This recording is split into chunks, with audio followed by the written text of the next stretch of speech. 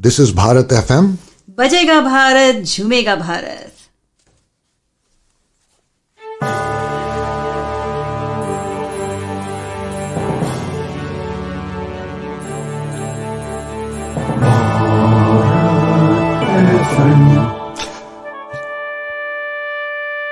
ये है Bharat FM.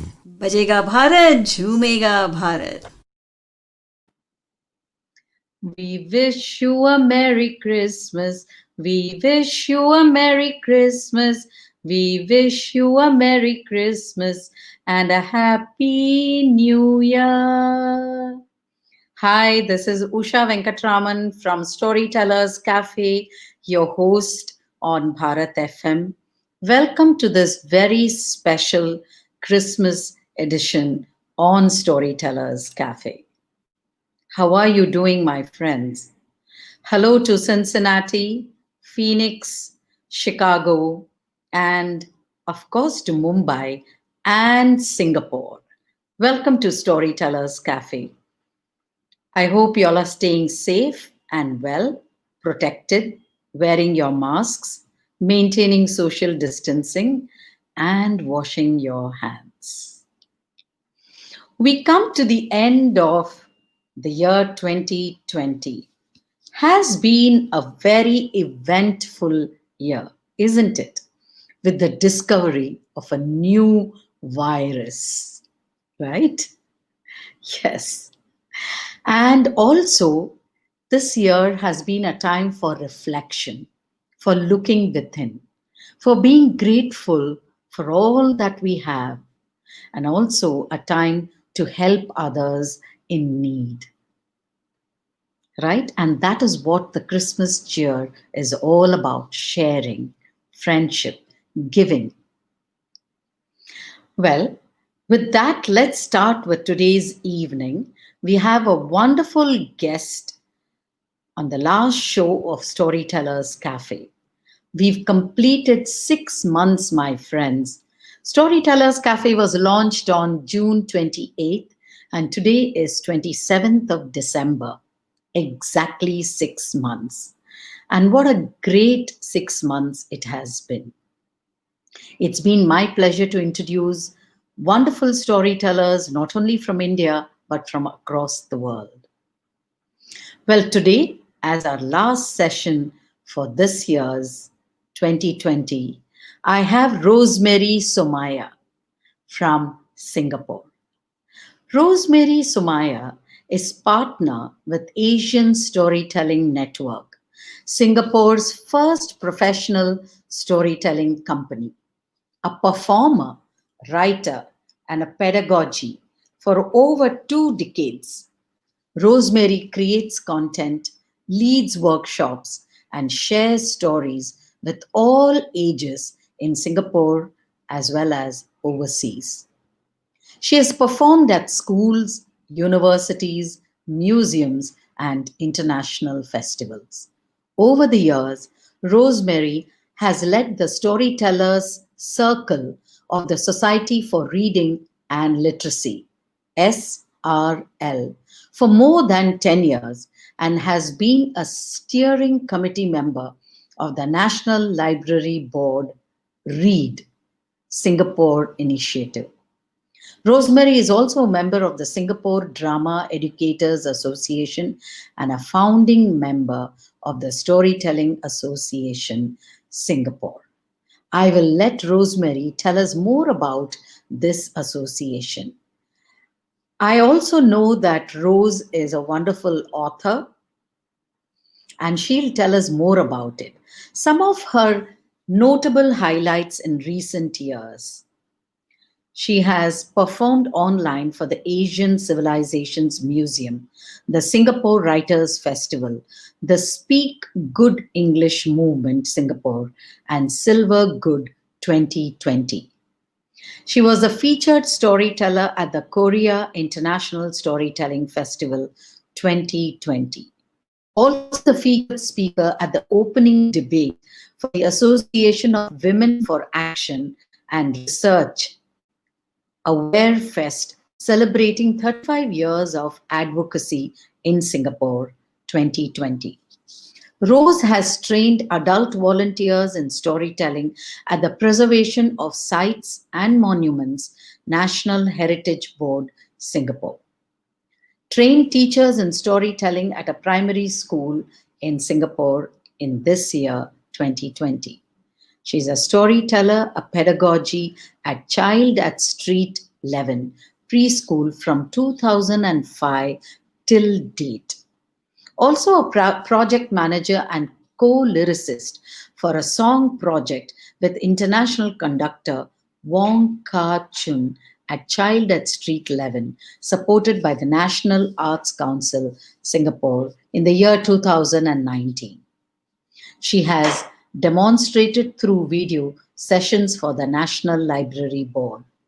Also was a live guest at the storytelling sessions for NLB, that is the National Law Board, Singapore, in 2018 and 2019. NAC Artist in School at the North Vista Secondary from 2014 to 2019. Also presented the Storyteller as artist educator at the Asian Festival of Children's Content in 2018. AFCC is a very well-known children's literature festival hosted in Singapore, usually in the month of end May and June. Also a storytelling for the Ground Up initiatives Families Go Wild in 2018. Rosemary was also the narrator and performer at the Maritime and Port Authority for a show celebrating 50 years of corporate history, staged at the Vivo City in 2017. The Singapore Storytelling Art Museum, Imaginarium, over the ocean, under the sea. She was also part of that. She has done performances for families titled 5 Stars for Singapore, based on art exhibition at the Singapore Art Museum in 2016, and was also the featured performer and presenter at the Hyderabad Literary Festival with Singapore as guest country in the year 2016. Indeed, a creditable profile, Rosemary, and Mumbai Storytellers Society is indeed privileged and very happy to host you for this Christmas special and the end of the year special on Storytellers Cafe. Now, before I bring Rosemary on to the studios, we have something very special. A song written by Rose, and she will tell us more about it. Do listen to it. A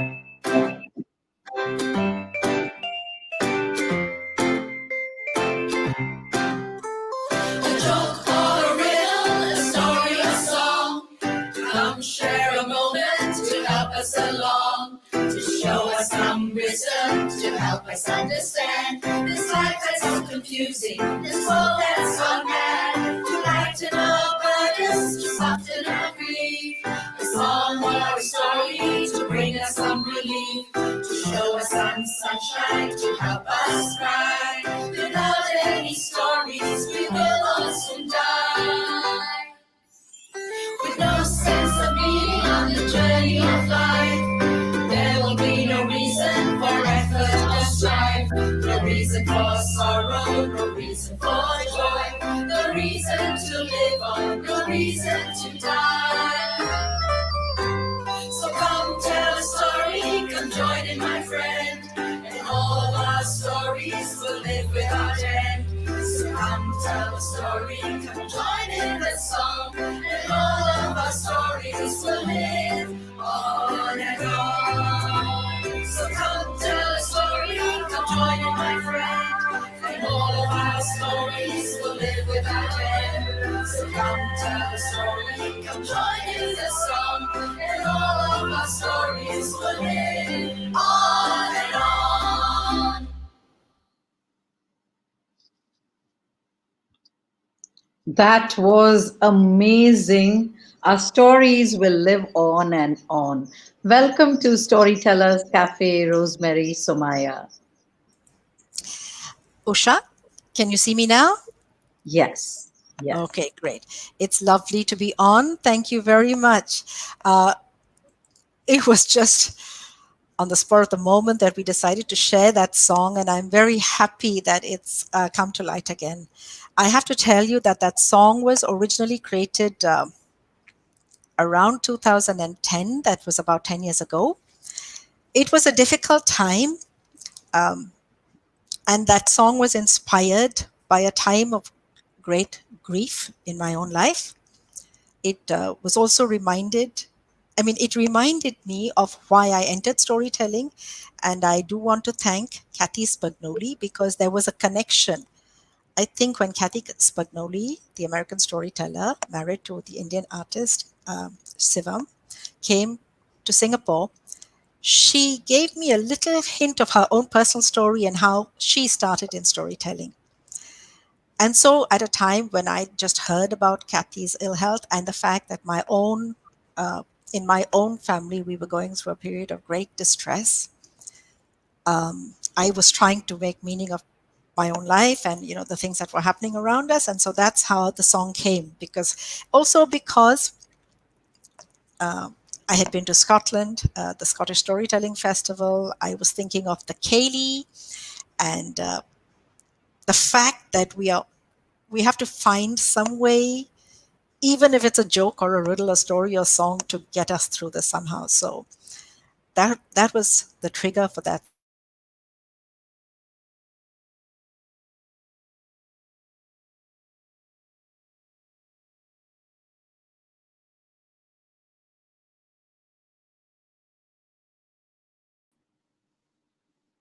And Okay, I think Rosemary is having an issue with the Wi Fi. She'll be back. And Rose, is there an issue? We don't have it in our control, my friends. So do bear with us and let me get Rosemary back on the screen. So that's wonderful. Every storyteller has a past. And there she is. Hi, Rosemary. Welcome back. Sorry for okay, that. yeah. Yes, go ahead. Okay. So thank you very much for this opportunity to share the storytelling song. And by the way, it's free to use. It's free, Creative Commons license to anyone who feels the need to use it. It is intended as a gift to the storytelling community. my my sense of honoring the storytelling tradition, which is actually a very generous tradition. We give freely, knowing quite confident that that is what will help us get through life, honestly, so we don't hold back on the giving. Give me a second. Sure. Yeah. So, um, do you have any questions for me about the storytelling journey? Yes, I do have. I have known Rosemary Somaiah for the last 10, maybe beyond that as well. I have met her in India a couple of times on various storytelling festivals or literature festivals and other conferences. So, Rose, but our Storytellers Cafe viewers and listeners would like to know how or when and why did you become a storyteller? Yeah, particularly a storyteller in Singapore. Yes. Well, um, a long, long time ago, and very, very far away, a young girl slipped into dreamland, snuggling beside her father, who began pand pand pand pand pand pand pand pand pand. ഒരിടത്തൊരിടത്തൊരിടത്തൊരിടത്തൊരിടത്തൊരിടത്തൊരിടത്ത് ഒരു കൂർക്കനുണ്ടായിരുന്നു. Well, I suppose that is how I became a storyteller, by just listening to my father. This was not in Singapore. I grew up in India. And my father was a most unusual man, and so was my mother. The lives they led were quite extraordinary. But all I did was to be a part of it as an observer. It terrified me, the kind of things that they faced. And so I watched, very, very fearful, wondering how I would cope with all the enormous problems that they seemed to face.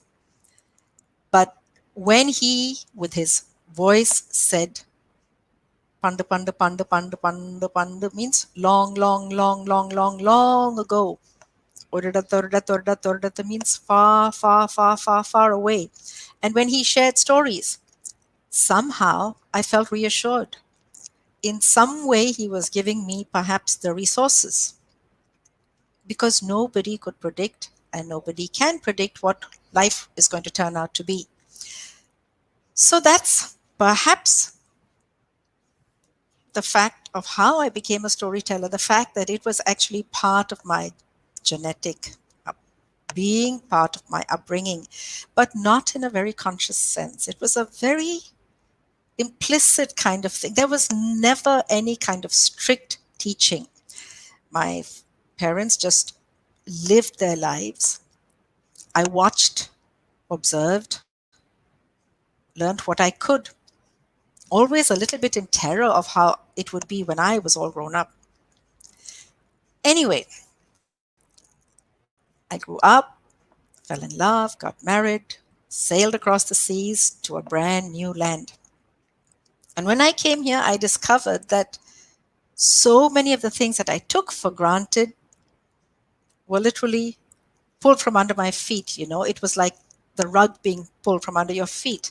All the things that I thought had value didn't seem to be worthwhile here at a certain stage. Singapore is a country with an extraordinary history. And unless you know all about it, it's very difficult to comment. But I spent a great deal of time learning, observing, reading everything I could read about Singapore to try and make sense of this extraordinary country. And oddly enough, at that time, storytelling in the traditional sense had come to a standstill. So I only could read the literature. So I read all the local artists, the local poets, the local novelists, as much as I could to make sense of it. And eventually, after taking the scenic route into this field and that field and being on a dependent pass, an immigration status that didn't allow you to work, eventually things, life went on, and there was a time when I was allowed to go out and work. At that time, I discovered that what I suppose you might call is my ikigai, that I try to make meaning of things, and therefore storytelling allows me to make sense of it. And that's what people seem to want from me in all kinds of very different ways, whether it was with toddlers, with the museums, with teachers, with corporate bodies, in terms of text, in terms of just summarizing corporate history. So my first entry into storytelling was, this is a very small, slim booklet about the history of the Singapore Museum. I started as an oral storyteller there, and this was an opportunity when they asked me, can you please conceptualize the history of the museum, because this was the 115th anniversary of the Singapore History Museum. So from oral storytelling, I ended up doing writing, and it was only when the museum paid me and gave me my income tax form that I noticed that the term they used was storytelling. And I thought to myself, is that what I am? A storyteller? And that's when I had the courage to put it on a card. Rosemary Somaya, storyteller. And you should have seen the response at that time, 20 years ago. People were shocked, scandalized, appalled. There was even someone, a dear friend, who was embarrassed, so embarrassed for me. And she said to me, "Can you not call yourself something else? Do you have to call yourself a storyteller?" And now, how the world has changed. Everyone, everywhere, is claiming, and perhaps rightly so, to be a storyteller.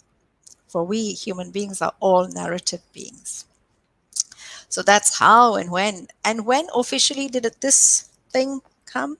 I look at it, it's the year. This one is published in 2002, but I began before that as an oral storyteller in the year 2000 as a professional storyteller. Thank you, Rose. That was indeed a wonderful creation storyteller story, how you came into being. That's wonderful. I also get this question, oh, you do puppet shows. You're puppet. I tell them I'm a storyteller. I use puppets. And it's not a puppet show. So I know, but then I think it's more in my mind that I don't want to be tagged as a only a puppeteer. I am a storyteller. I tell stories. I completely understand, and that was indeed an amazing, amazing answer. Very original, I would But say. Usha, for me, in oddly enough, just like you, when I started as that oral storyteller in the museum, one of the things that I would do, including telling stories orally, was actually doing a little puppet show, because some volunteers, historically there are puppets from around the region, and I looked at the wayang kulit, the leather puppets, the wooden puppets, and all that. There was even a little Pinocchio puppet uh, house, you see. And I crawled into it and I stuck my finger into little finger puppets which I had created, and the children went crazy. They really, and it was extraordinary because they loved it, and I couldn't understand what was it that I was doing that it seemed to get this extraordinary response. But anyway, I was very happy that they were willing to call me back again and again and again. So I was actually featured. There was a TV documentary of some kind where I was featured as a puppeteer, and I would not call myself a puppeteer, just like you. Essentially, I'm a storyteller, and I use whatever tools are around, just like you. Oh, now you have a very beautiful voice. I have heard you sing. I mean, in your Indian singing, particularly. Yeah. But so, but the thing with the storyteller is that you use your voice in the way that it comes unbidden to you. Uh, I'm not trained as as a singer, but I have done some singing in school in the choir. I'm not an individual performer so much as a community. I mean, like a human being, I sort of allow my voice to rise in song together with other human voices. The same way with dancing. Yes, we can all dance, and I think we all are supposed to be able to dance. We all can dance. I'm absolutely convinced. It's just that we do it in different ways. So for me, it's really important that the word storytelling covers the whole range, whether I write or lyrics for a song, or I'm writing a little script for a theater performance, or for Singapore children, or for adults, or for people anywhere. Whether I'm doing non-fiction or non-fiction, writing about Singapore, writing about India, right? Can you see that? Whether Yes, I'm sharing tales of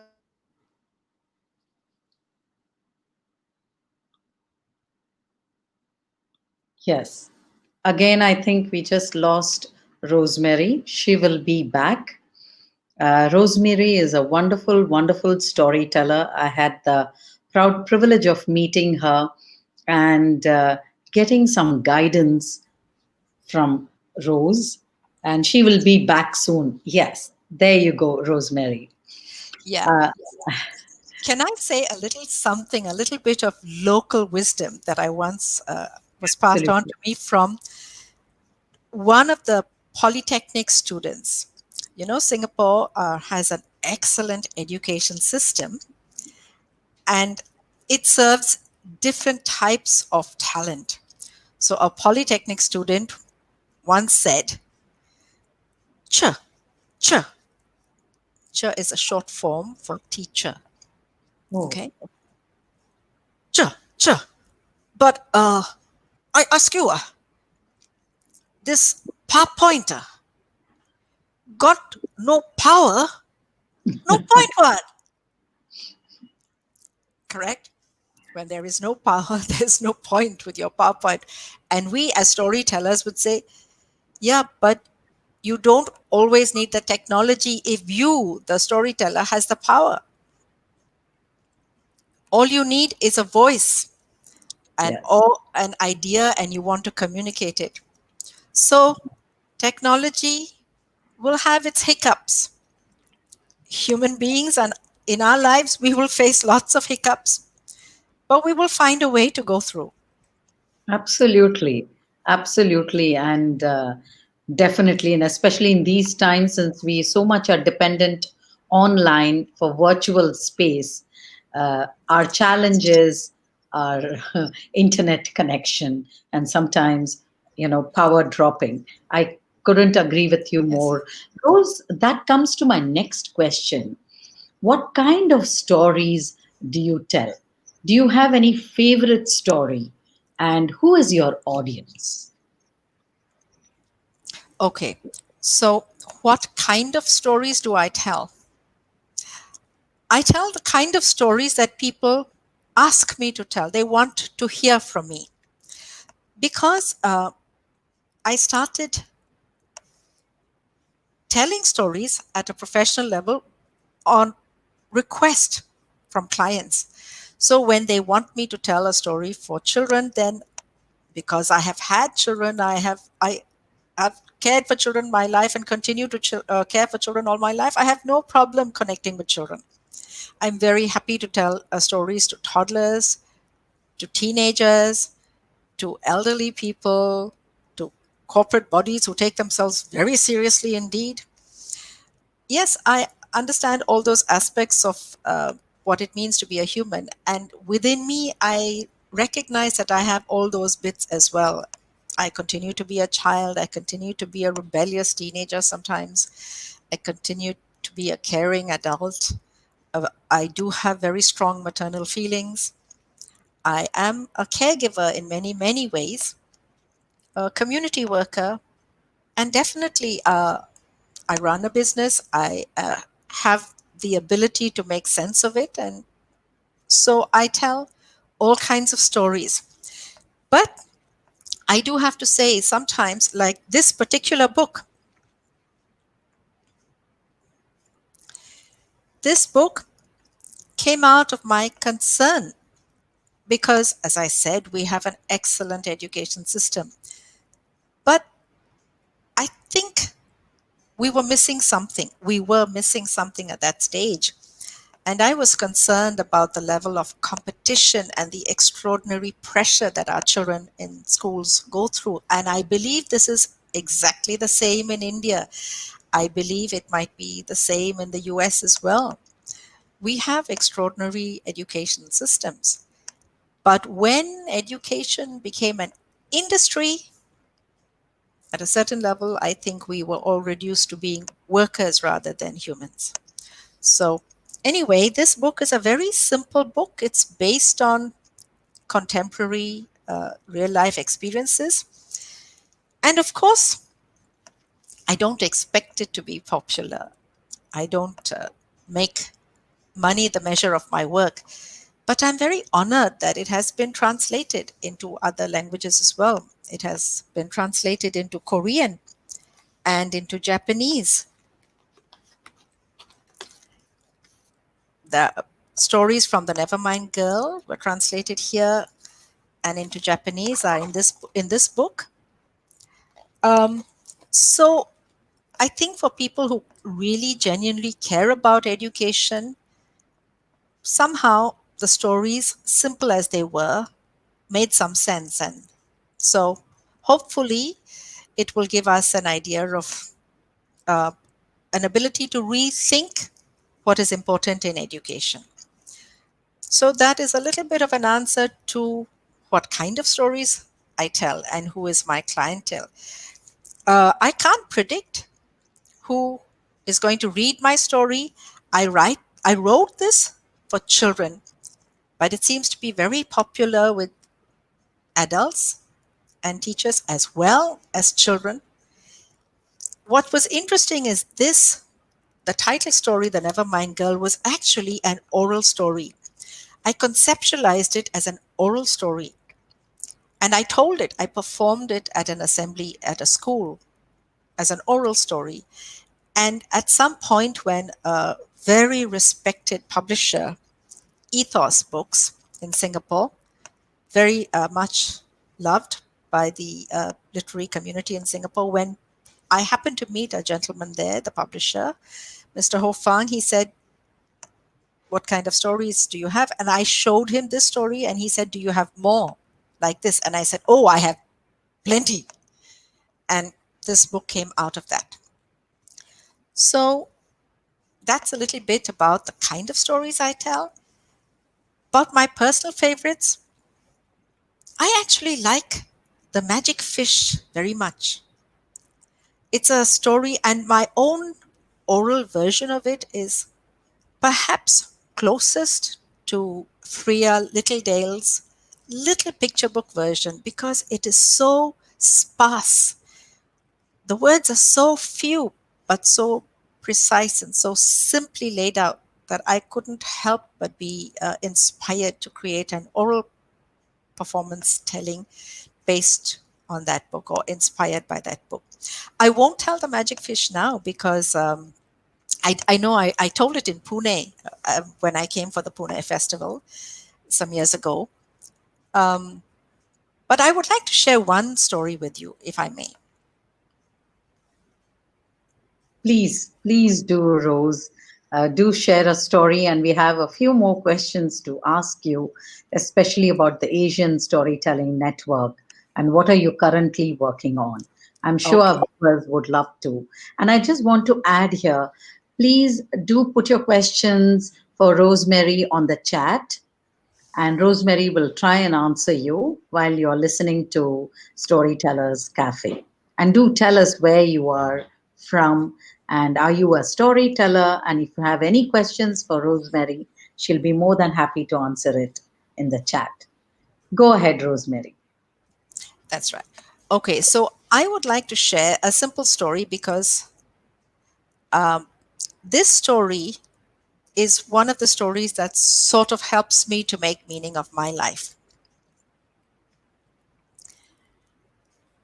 There was once an archer, a young boy in a village, who showed great skill with a bow and arrow. There was something about the way he felt when he picked up a bow and arrow. It suited his frame perfectly. He felt one with it. And when he aimed, he knew its purpose, and the arrow went exactly where he wanted it to go. Naturally, when he played with his friends, he won every little game they played if it involved archery. Soon enough, he was competing in the village square. And they all said, "Oh, he is good. He's very good. No, no, you can't beat him. He's very good." Soon enough, the village was very proud to send him to the competitions in the nearest town. And there too, he did it as if it came naturally to him, as natural as breathing. He won regularly, all the time. Soon enough, it was all the time. And then he went into the great city, and there too, he showed extraordinary talent. But deep within him, he knew that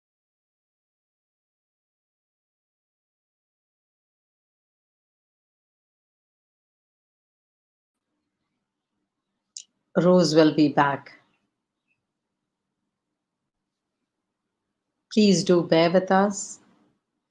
She will be back soon to continue that story.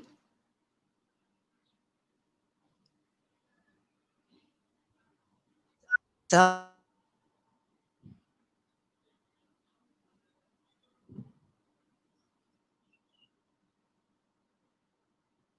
Well, just like I said, Rosemary is not only a storyteller, she's also an author, has written many books.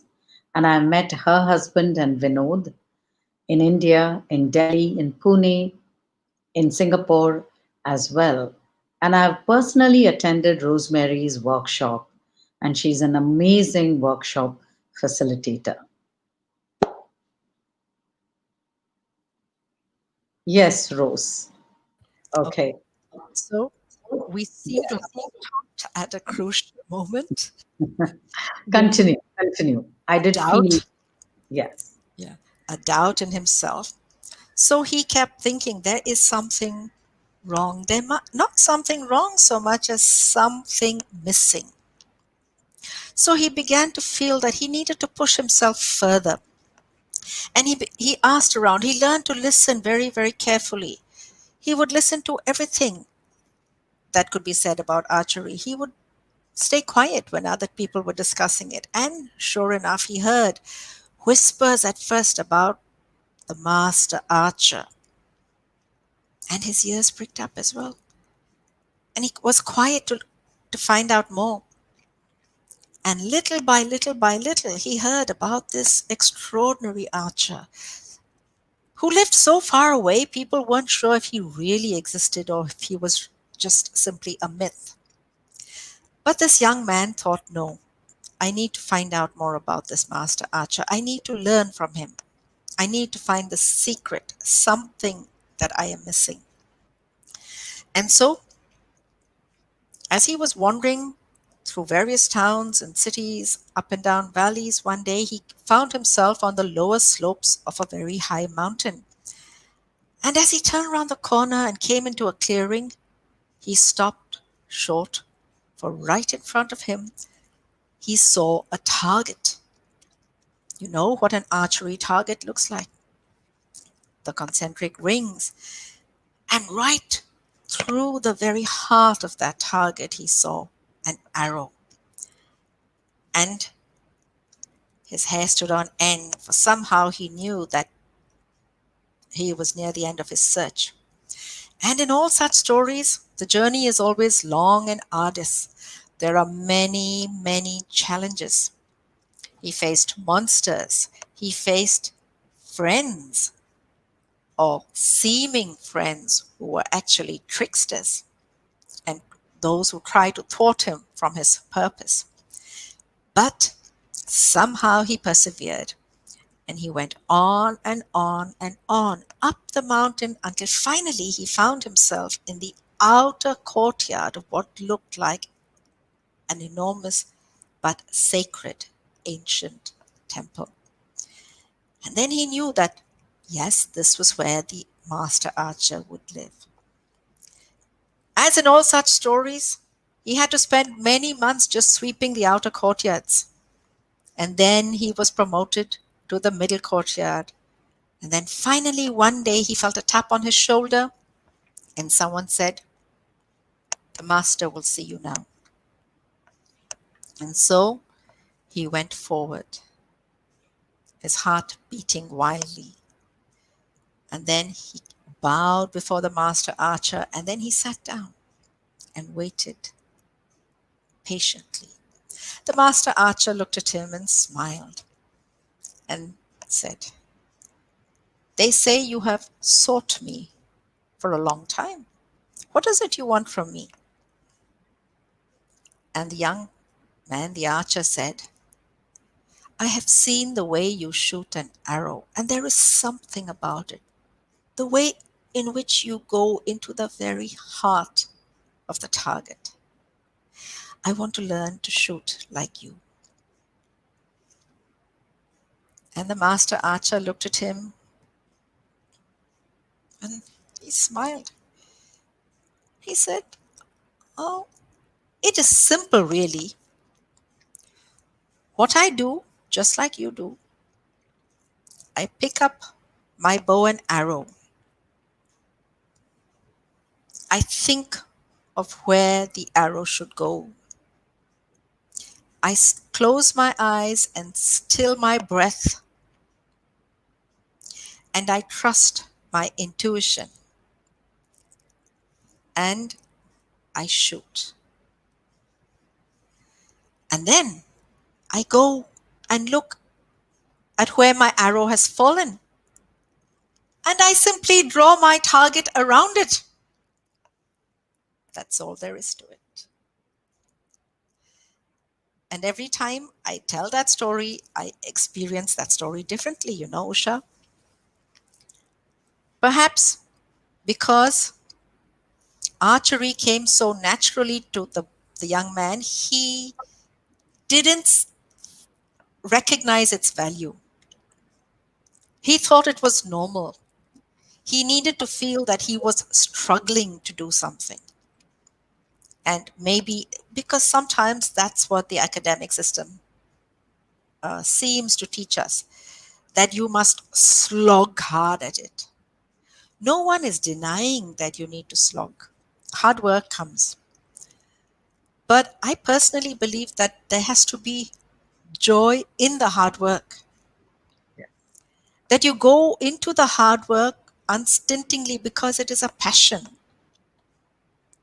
Right? So Absolutely. that's when you find yourself learning. We human beings are actually self-learning creatures, and each of us has something to be able to give.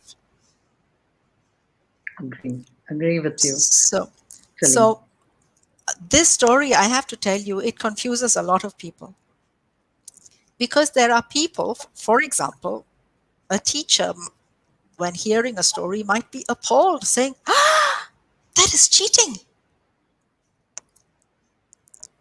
But you know, it's a question about what is the purpose of education. Is it only tests? Are the targets to be defined in advance? In this day and age, in this particular extraordinary year, can we define our targets so clearly? All we can do is prepare ourselves. We don't know what the world is going to give us. We have to prepare ourselves. And we have to trust our intuition. We have to make sure that our minds and our hearts and our bodies and our skills and our passions are all working together, not in conflict with each other. And hopefully, we will find some meaning. Yes, I couldn't agree with you more, Rose. And also, just wanted to add that every time you tell the same story for a storyteller, every time it's something new, maybe something unique, a new twist. And also, you look at the story with a new perspective and you learn something new every time you tell the same story. It That is happens. exactly, yes. Yes, yes, And you tell the story because you need to tell the story, right? yes, At some point, yes, you need to yes, hear yourself articulating it because yes, it's helping you to make meaning of your own life. absolutely. In some sense. But at the same way, I don't believe that I have to unburden myself or somebody else has to bear the burden of my thought process, you see. But so this is, of course, a traditional story. And I have tried to find out different sources for it. There are slightly different versions. Um, Okay. I can't quite remember where I got this from, and I was unable to locate the original source. But it's something that stayed with me at the moment I either read or heard it the first time. Yeah. Yes. And every time it just keeps morphing. Yes. Isn't that the beauty of the oral tradition? Most of the stories that I hear, or most of us hear, is passed by words, through the years, through the speech of other tellers. It's not never written in a book or something. It's something that's transmitted, which is carried, you could say. And sometimes it's very difficult to find the source of that story. There could be a version, something, but like you said, it's been morphed over a period of time. And when you tell it, also you give it your own little perspective to that story, right, Rose? Thank Yes. you for that. Could Thank you you. tell us about the Asian Storytelling Network that you've set up? It's very interesting. And what are you currently working on? Okay, well, Asian Storytelling Network was set up by Kiran Shah and Sheila Wee in 2003, but I had worked with them in some ways. And I officially joined, I mean, I worked with them as a freelance storyteller, a freelance drama educator, as a pedagogue in that sense. But I joined officially in 2006 because remember from 2000 I was, continually working as a storyteller with other clients. I was also, as I said, the terminology is interesting whether you're using drama or writing, or are you a writer, are you a dramatist, are you a lyricist, and all these things. But I found that yes, storytelling is probably the term that covers these various factors of activity, or those various fields of activity. And so Asian Storytelling Network was set up particularly because we found that in Singapore, the children, because English is a medium of instruction, the children tended to be very familiar with stories like Cinderella and Snow White and the Disney stories and stuff, but they didn't seem to know their local stories.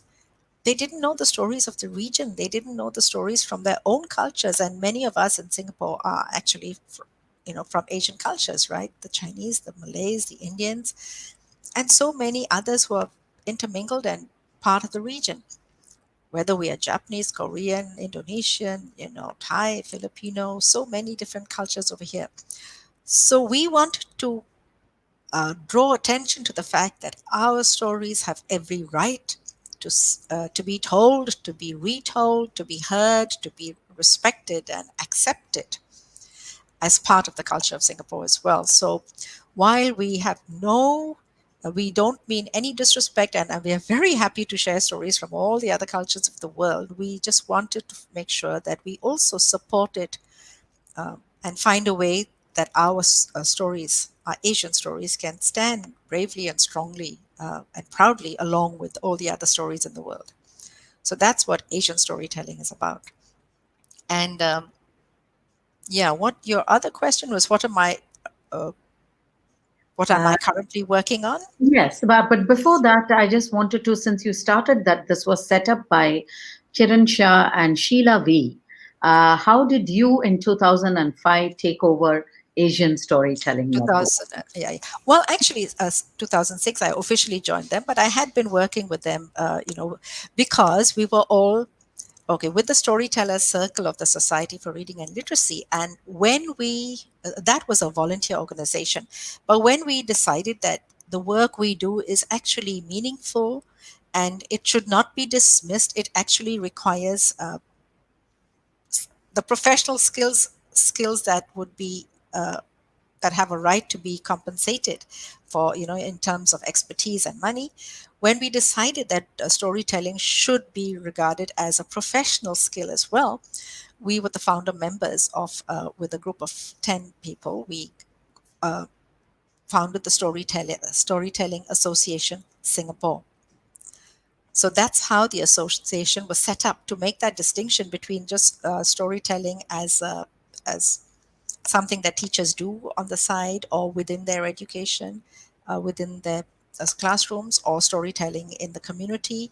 We wanted to uh, advocate for rigor and discipline and respect for those who wanted to earn a living as storytellers. So that's how we set up the Storytelling Association Singapore as well. So Asian Storytelling Network is we define it as a small artistic practice because I never want to give up the artistic element of it, the search for truth, the need to stay anchored, the need to not make money the measure of my work. That was very, very important to me. So we define it as an artistic practice. We will do whatever when people approach us, and it's always by word of mouth. So when someone approaches us and they have an interesting problem and they say, "Do you think you can help us?" And then I look at it and I'm always very happy, very excited, very grateful to be able to do something that as I said, is an ikigai, right? That I enjoy it. It helps Yes. me earn enough of a living to stay comfortable and alive to allow me to pay my bills without making it profit driven. Yeah. Thank you. Thank you, Rose. Can you tell us what are you currently working on? And Okay. So, yeah. So when we're talking about now that I've been in Singapore for so many years and I'm a grandmother, I came here as a young adult. I mean, married with my spouse, but now I'm a grandmother. So I've spent more than half of my life here. So I really feel that there is a need for us to continue to create the Singapore stories, which will serve as a record of life as it is in Singapore now. So for the Asian Civilizations Museum, I was very excited when they had, I saw a couple of artifacts in the museum, and it was about, you know, a writing table from the Turkish period about, more than 200, 300 years ago, and it was gorgeous. And I was reminded of the fact that education as such did not belong or did not begin in the West. We in Asia have had extraordinary schools, and our search for education has been very complex, very rounded. We have never limited education to reading and writing per se. So I was reminded of Goddess Saraswati, and the I created a story around the Vidya Rambam, the oh, child's first initiation into formal learning. I do believe, like one of our local, as I said, that human beings are self-learning creatures, and we will learn whether or not we have an institution.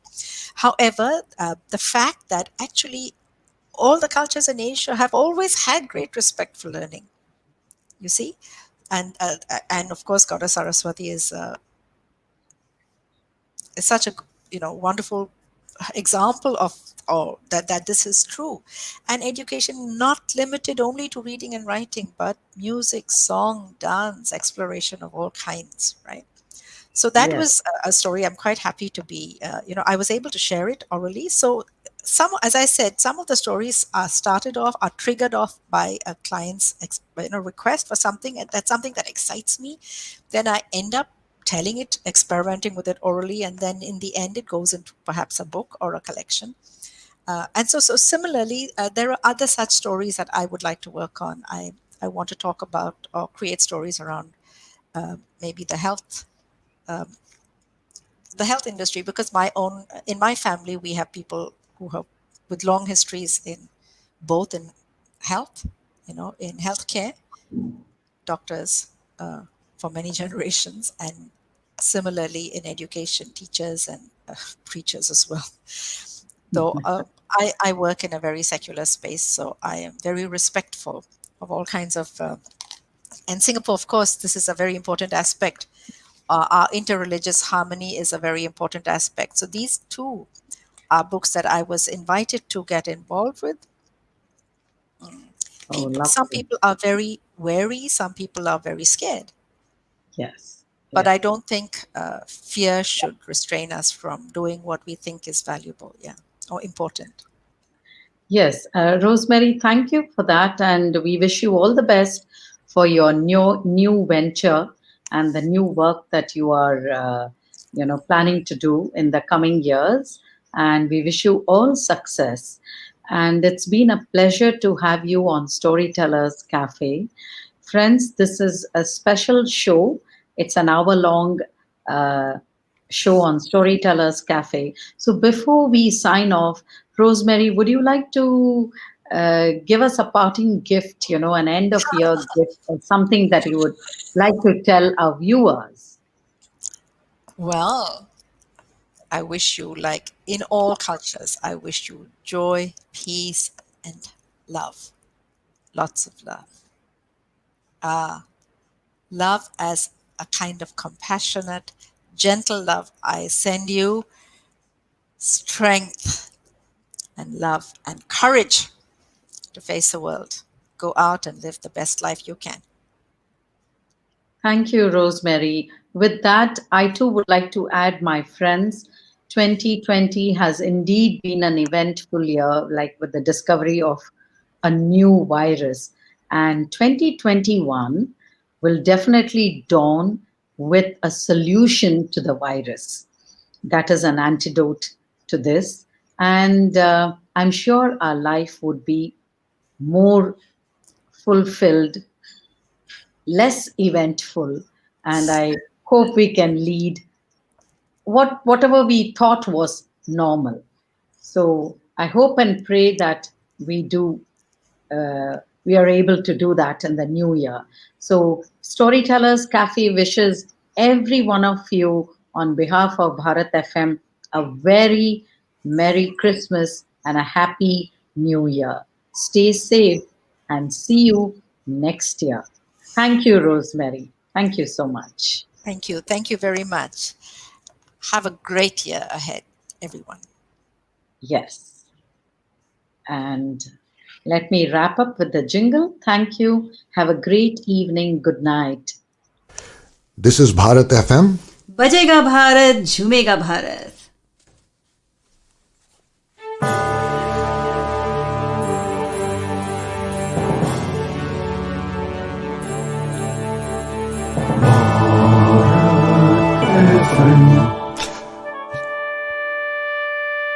ये है Bharat FM. बजेगा भारत झूमेगा भारत.